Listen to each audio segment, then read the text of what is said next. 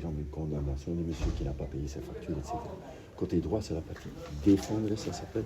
C'est donc la partie qui défend selon la demande.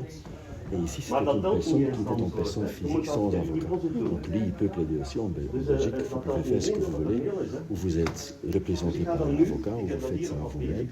Et donc le monsieur, il le fait lui-même. Donc je plaide, maintenant, j'ai plaidé contre un monsieur qui fait donc l'affaire lui-même. Et c'est un système, ça c'est une chambre de plaidoirie, ça c'est important aussi. La différence avec une chambre d'introduction, c'est, ici, chambre de plaidoirie, c'est déjà une affaire qui a été mise en état, ça s'appelle. Donc on a échangé des conclusions, donc rédaction, écrite donc de tous les arguments dans cette affaire. Et donc on reçoit une date, et ça c'est, ici, francophone, c'est toujours plus qu'1 an après la date d'introduction. C'est pas la justice en Belgique. Donc parfois il y a déjà des sociétés qui sont tombées en faillite, etc. Comme ça il n'y a plus de discussion. Et on attend maintenant le jugement. Ça a été plaidé, le juge prend ça en délibéré, elle va regarder maintenant les conclusions des deux parties et elle va donner un jugement. Et ça c'est en première instance ici. Si donc le jugement est là, les parties ont toujours le droit d'aller en appel ou pas.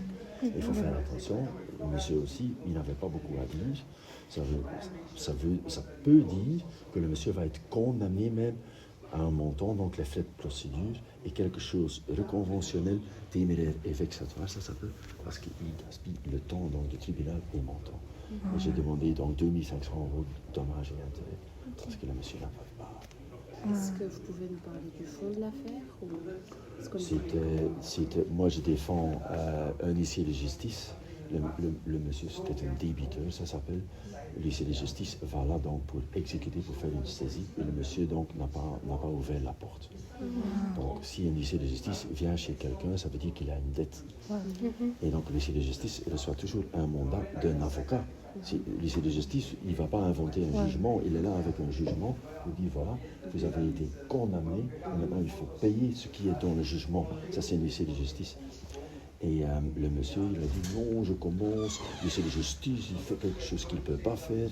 Il a commencé donc pour l'attitude et harcèlement de l'huissier de justice une procédure.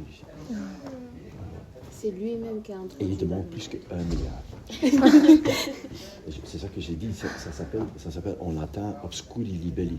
Je ne comprends pas ce qu'il demande. Donc quelqu'un qui demande quelque chose, il faut être clair dans votre demande. S'il dit moi je demande 1000 € de lui, il faut dire de quoi vous vous basez pour demander 1000 €. C'est ça ça s'appelle la charge de preuve. Donc il faut toujours prouver devant un tribunal ce que vous demandez. Et le monsieur, c'est ça que moi je plaide. Ok, il demande 1 milliard, mais il se base sur quoi? Est-ce que c'est contractuel? Est-ce que c'est sur quelle pièce? Et moi je sais de l'huissier de justice qu'elle était là pour une exécution de 1600 €. 1600 €. Et lui, il va demander à l'huissier de justice maintenant dommages et intérêts pour plus qu'1 milliard. Est-ce que dans le dossier de la demande, il y a des articles de loi sur lesquels il se base ou c'est vraiment juste... Chez lui, pas, parce que chez moi, oui. Donc, l'article de base, c'est obscuri libelli, c'est le 1034 point 4. Donc, il faut donc expliquer vos moyens, ça s'appelle, du code judiciaire. Et un deuxième, l'article 743 et 744 du code judiciaire, ça c'est donc aussi ce qu'il faut mettre dans un acte d'introductive. Si vous faites une citation ou une requête contradictoire, il faut mettre donc les articles, etc. Et monsieur ne le fait pas. Ici, si moi je plaide pour lui, j'ai dit la faute c'est ça, le dommage c'est ça, et la faute et le dommage sont en lien causal.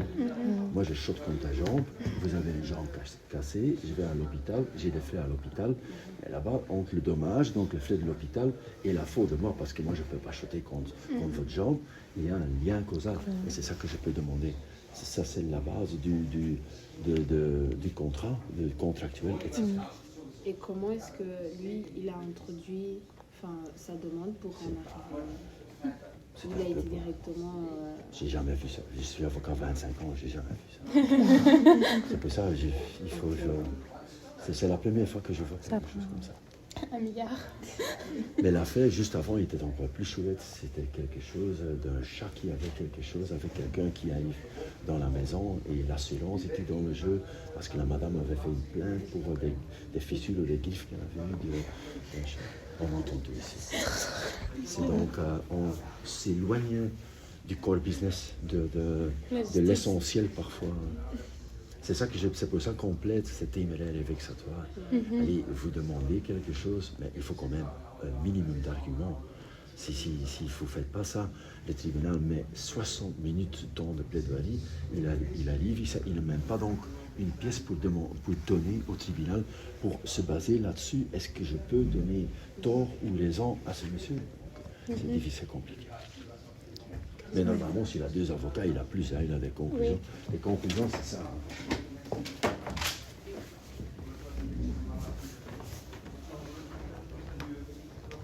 C'est une conclusion. On compte les parties. Et donc ça, c'est les arguments écrits. Moyen 1, exception de nullité,